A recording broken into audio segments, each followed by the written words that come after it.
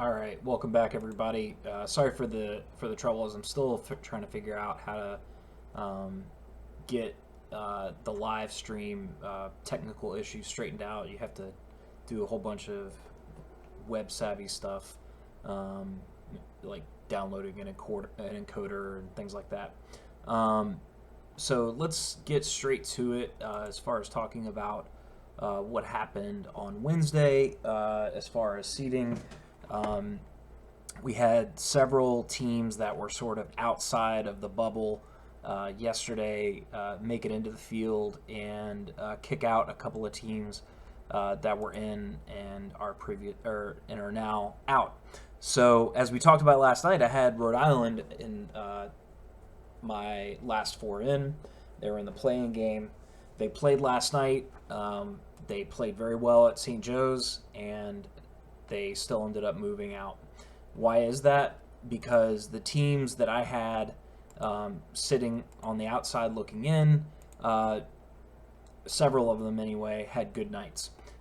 So one of the teams that I've been very, very difficult on this entire bracket season is Wake Forest. And what a lot of people like about them are their KenPom numbers and their strength of schedule.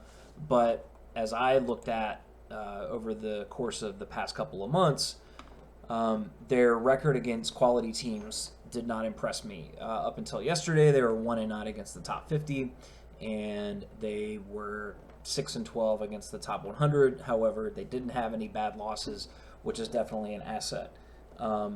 What I like to see, and I think the selection committee likes to see, is more so than not having a bad loss or two, and even more so than strength of schedule, is how have you performed against quality teams? You don't have to be 500. You don't have to be like, if Wake has played 10 games against the top 50, it's not like you have to be 5-5 or even 4-6 to get into the tournament. 3-7 is probably good enough. And up until last night, they were 1-9. They had one good win at home against Miami. Their non-conference strength of schedule was great, but they didn't beat anybody. They had a decent road win at Charleston, but Charleston is not, they might be NIT quality, and that's about it. They won at Richmond. That's nice, but it's not, very significant. So they beat Miami, but look at all these games they've lost against top 50 teams, including home games. They lost at Florida State by 16. They lost at Virginia by 17. They played North Carolina at home. Great opportunity. Couldn't come away with the win there.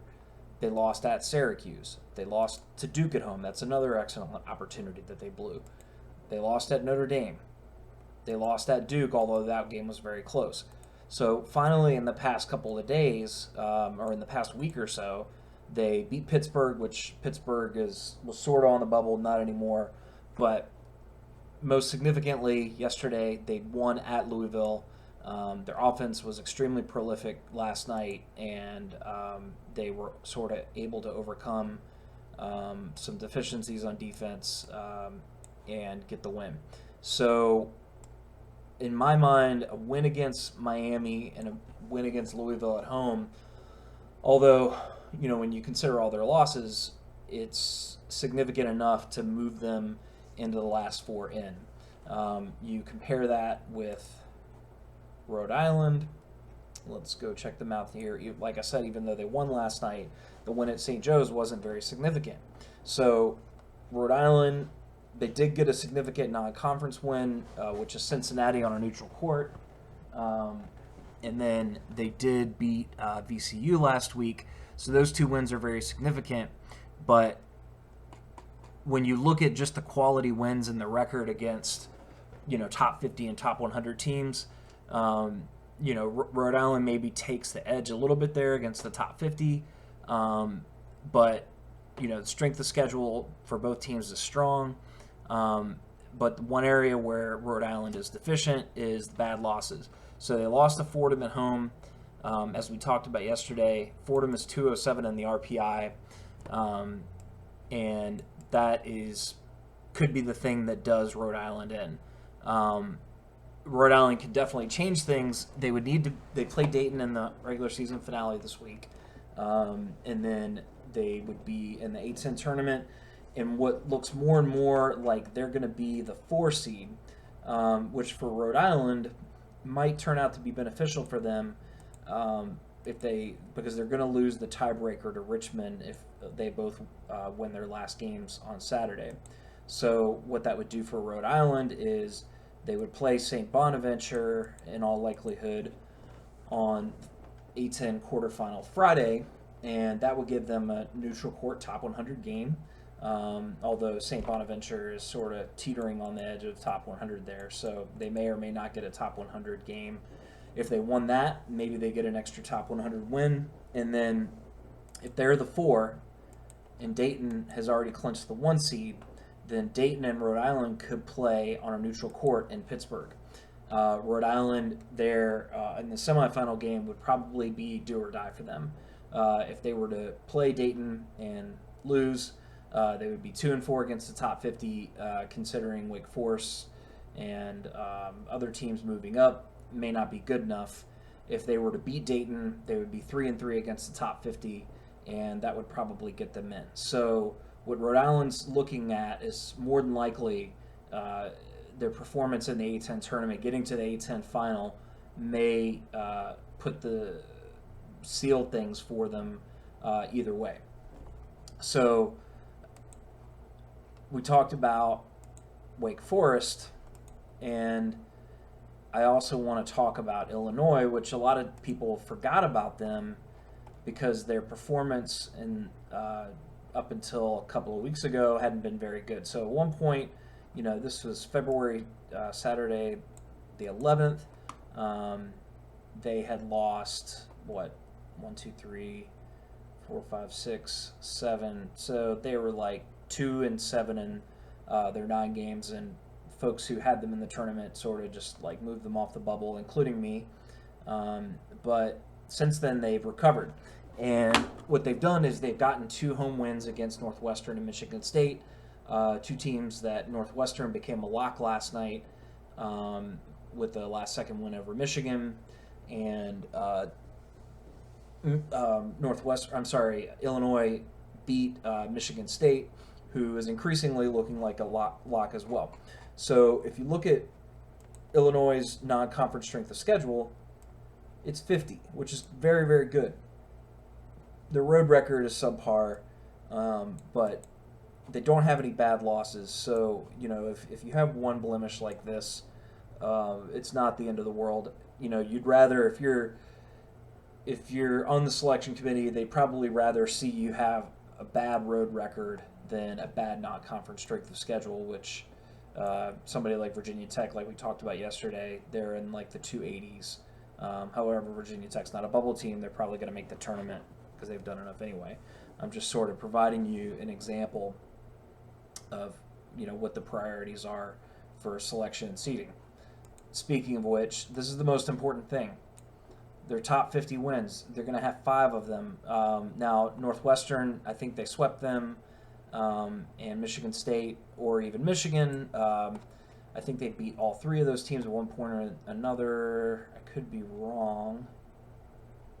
Did they play Michigan at home?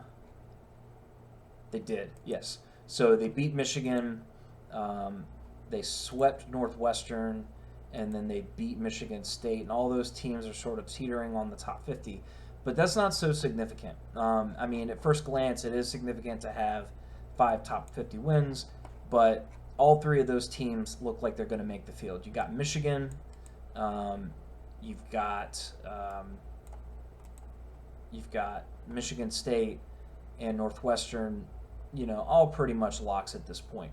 So it looks like in Illinois, not to mention the fact that they're potentially their biggest win of the year was VCU on a neutral court.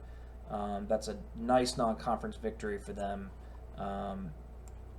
and that gives them upwards of 5 wins against the field, considering they really don't have any bad losses. I think that they've done enough to probably get themselves in. So they actually moved from over the past week from like my fifth or sixth team out, and now they are in my first four. So as you can see on my selection list, they are my third team in, just behind Kansas State and just above Wake Forest and Xavier. I'm feeling increasingly confident about Illinois making the field, just because of their number of quality wins and their lack of bad losses. I'm not confident about Wake Forest. I'm not confident about Kansas State, and I'm not confident about Xavier. Now, Kansas State has a little bit better of a resume at this time, but they don't have quite the quality wins of Illinois. So, Kansas State's, their volatility is a little bit higher. Wake Forest, again, I moved them in for now because they got that huge win against Louisville, who's a 2 seed. I mean, anytime you can get a win against a team that's ranked that high on the seed list, they're my last 2 seed as of right now, then you're talking about, significantly improving your chances. Xavier is a team that, at the beginning of the season, I had them as a 1 seed.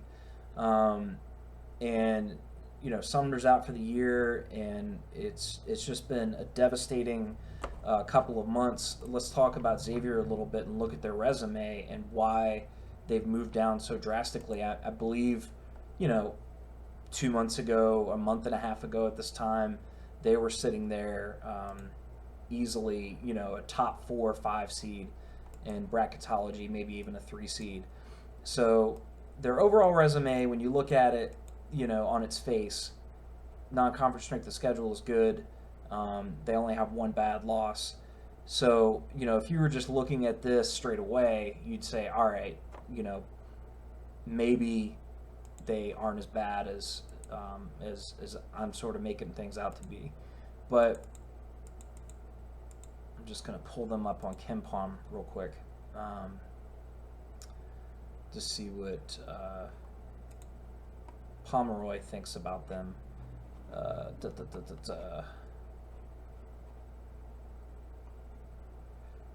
Yeah, so Sumner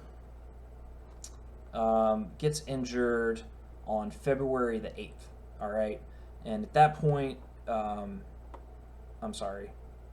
he got injured on January the 29th, so at the end of January. So let's see what they've done since then. So when Sumner was still healthy, you have a win against Wake Forest, which is good. That's a bubble team. And then conference play started. They beat Providence. That's a decent win. And then here's the St. John's loss. And at first, I think a lot of people thought that they might, persevere through Sumner's season-ending injury because they beat Seton Hall and they won at Creighton. But as you can see, after they beat DePaul, since the 11th of 3 weeks ago, they've lost 1, 2, 3. They've lost 6 games in a row, including teams at home against teams on the bubble or higher. So they've had plenty of opportunities to bolster their resume, and the problem is they only have one more chance in the regular season to get a win, and that's at DePaul, which can only hurt them. That will not help their case. So if they lose, I think they're pretty much done. If they win, they're probably still, right there at the very edge of the bubble, which would take them into the conference tournament. And let's see what they're looking at as far as potential matchups in the Big East tournament. So right now they are 7th, which would put them in another, oh my gosh, this would be terrible for Xavier. So not only would they have to play Xavier or DePaul on Saturday in the regular season finale, but in New York they would have to play DePaul again on what looks like a Thursday game, or perhaps that's a Wednesday game, and then the Thursday quarterfinal, if they advanced, they would play Butler, who they have not been competitive with this season, and they would need to beat Butler on a neutral court to feel safe. If they were to do that, I would probably put them back in the field pretty convincingly. But I think the selection committee is going to look at what they've done since Sumner's been out and on the whole and not be very impressed, and they may say that this is not one of the best 36 at large or 68 best teams to warrant selection. So Xavier is right there on the precipice. The good news is that teams like Vandy and Rhode Island can capitalize on that. I think Illinois State is another team that I had in my field or just like 24 hours ago, and in looking at the resume, when you look at the bubble was previously extremely bad. You had teams with one top 50 win competing for a bid, and that's why a team like Illinois State, who had one home win against Wichita State and then otherwise, dominated poor competition, you sort of gave them the benefit of the doubt. But now that you're looking at teams like, Illinois with 5 top 50 wins or 5 wins against the field, and then Wake Forest, who's beaten a team like Louisville, and now they've beaten Miami, and then Kansas State, who's won at West Virginia, at Baylor. It's pretty hard. Going to be pretty hard at the end of the day for Illinois State to make the tournament without getting the automatic bid from the Valley, which does begin. Illinois State has a 1 p.m. Eastern game tomorrow in the quarterfinals, so definitely check that out if you're able to watch from work or you have the day off. So Rhode Island, like we said, Rhode Island needs to be productive next week in the A-10 tournament. If it does come down to Dayton and Rhode Island in the A-10 semifinals, then I do think that that's going to be the difference maker for them either way. If they win that semifinal game against Dayton, then if that matchup happens, I think they'll be in the tournament. If they lose, I think that they probably will get left out. Let's preview, and actually, shame on me, I haven't really looked at the games that much for tonight. Let's go to the scoreboard here and just see what we're looking at as far as how this pertains to the bubble. I'll just get you zoomed in so you can see what I'm looking at. Houston. Houston is a huge game for them. So, they haven't done anything of consequence so far this, as far as resume building wins, although they did beat Rhode Island earlier in the non-conference schedule. Let's look at their resume real quick. So they've had plenty of opportunities, including SMU and Cincinnati at home, and they haven't come away with a win in either of those games. I'm going to have to really go down far. Okay, where is Houston?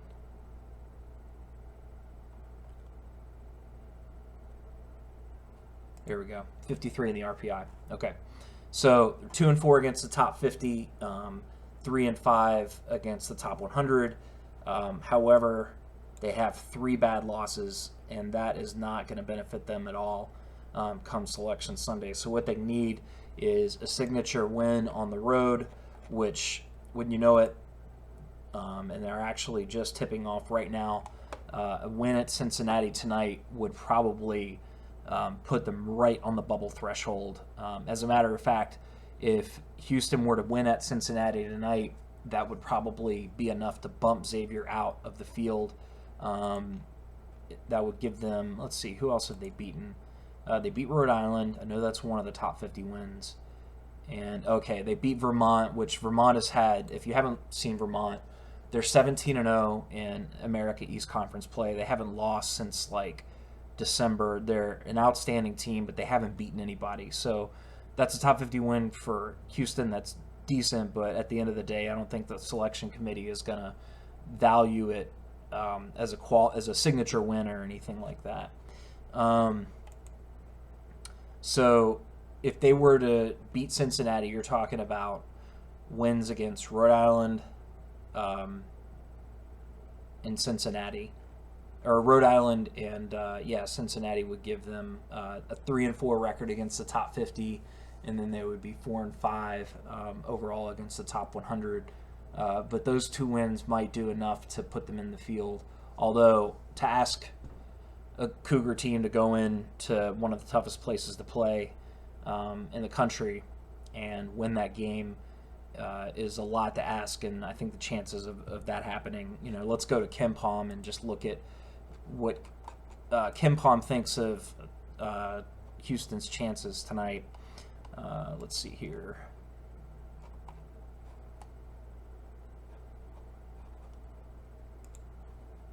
Yeah, so Pomeroy gives basically Cincinnati a 75% chance of winning. So if you're a Houston fan, I wouldn't count on that happening, but you're sort of playing with house money.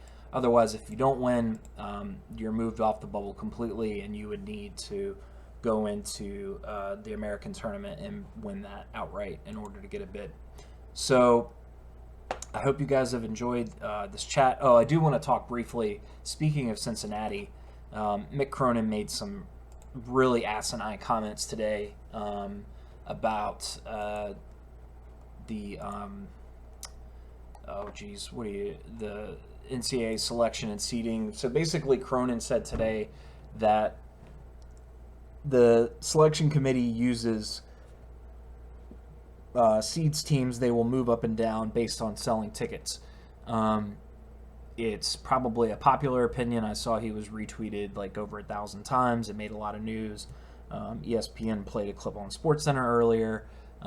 It generated a lot of controversy, but the concept is complete garbage. And Mick, if you're listening, which I know you're not, if you are going to make a statement like that, try and back it up with some facts next time, because I don't think that St. Joe's and Cincinnati, his own team, which played last year in the tournament in an 8-9 game, I don't think that the selection committee put them in Spokane, okay, to generate ticket sales.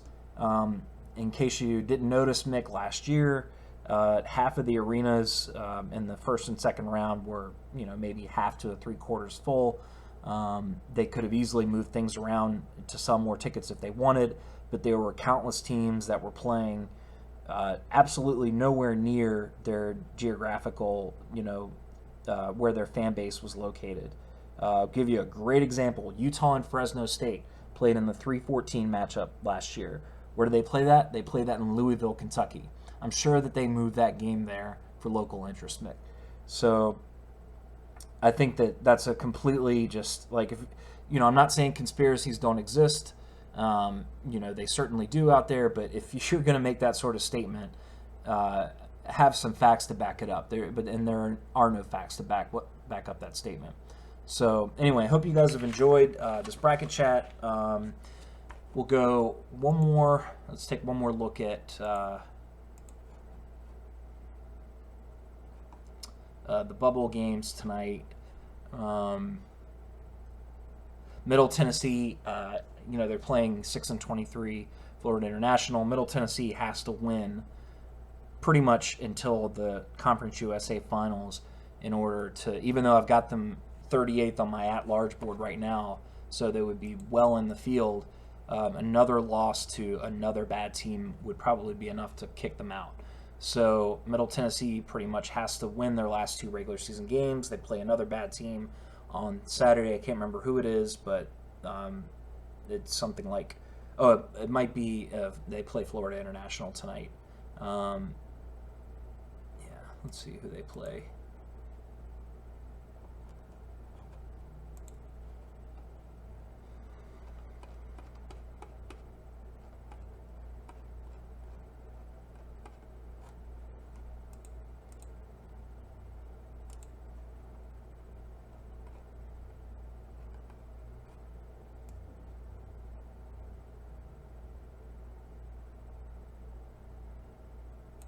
Florida Atlantic, who is something like 4-25 or something like that.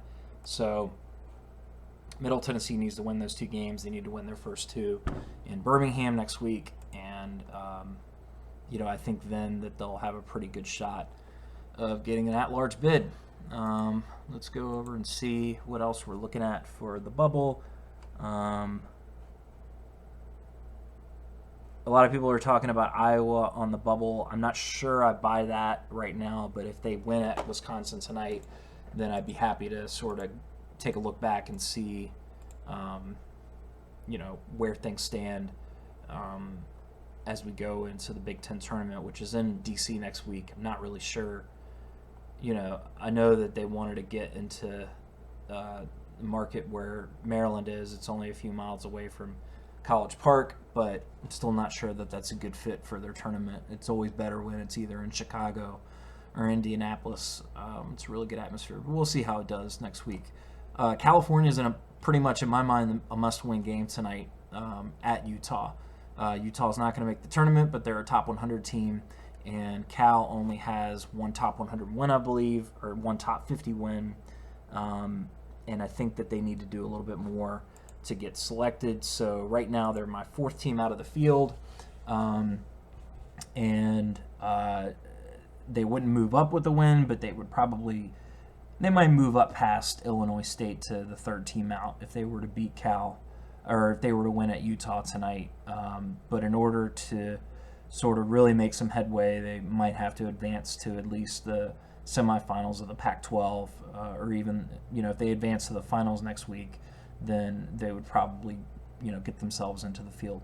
So we'll see how that goes. A lot of conference tournament action tonight. I know the Atlantic Sun, Florida Gulf Coast is the number 1 seed. They will kick off their semifinal at home tonight against Kennesaw State, and we'll see how that goes. The first conference championship is on Saturday. That's the OVC final on Saturday night, and then we've got 3 conference championship games on Sunday. Let's see if I can get this right. The Missouri Valley Conference.